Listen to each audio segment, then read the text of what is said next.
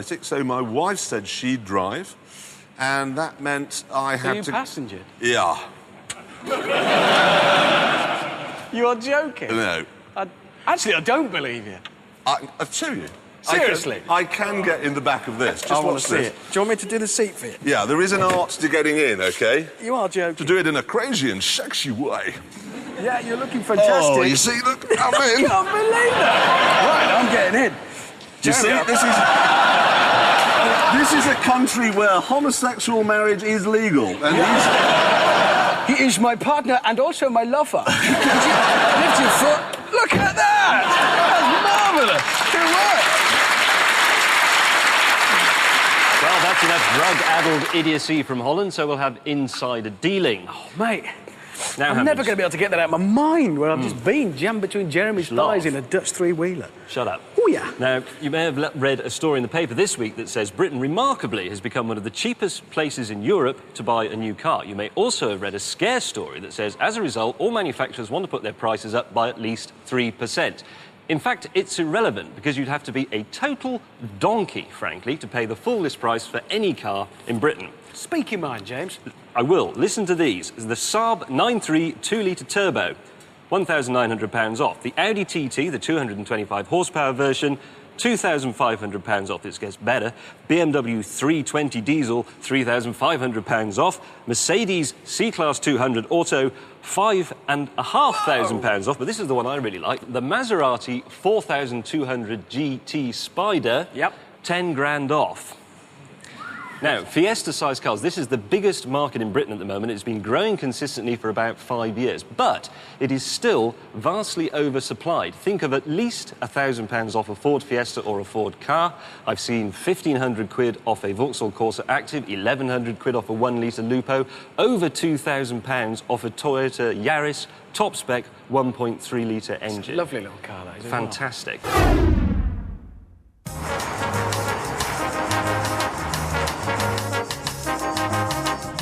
From the front, this looks like a Vectra. Under the bonnet, it has the same choice of engines as the Vectra. And under the body, the chassis is the same as you'll get in next year's Vectra Estate. It even feels like a Vectra to drive. Apart from these silly indicators, which seem to have a mind of their own, it's just a collection of elements from the periodic table.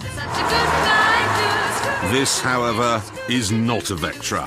With its shapely but large J-Lo rear end, this is the future. This is the new Vauxhall Signum.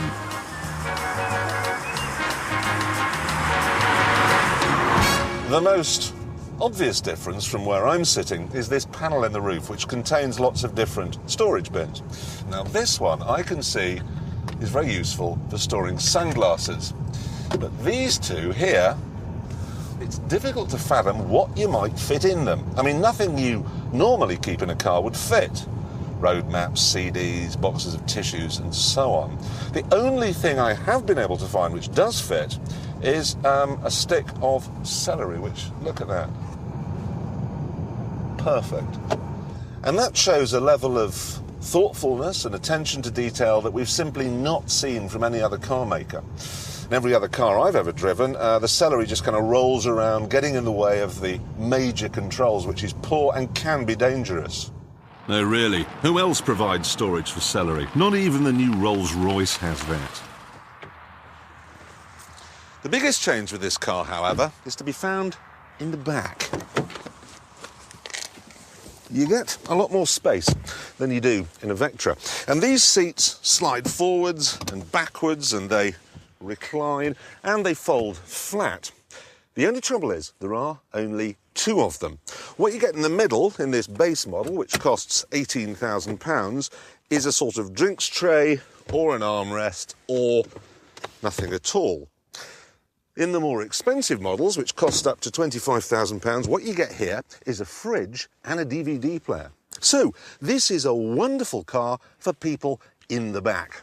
And that's great, apart from one small thing. I've come to the M40 on a Tuesday morning at 10:45, and I'm going to give £1 to the Donkey Sanctuary in Devon for every car that drives past here in the next hour that has someone sitting in the back. No. No.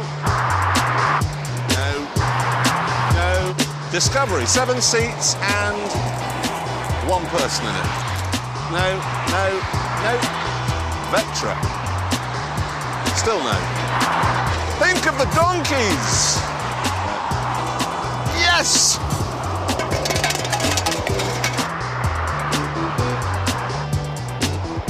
Right, time's up. Let's see how much we've raised for the donkeys. £4. 4 cars in an hour with someone in the back. So why has Vauxhall made a car for a market that plainly doesn't exist?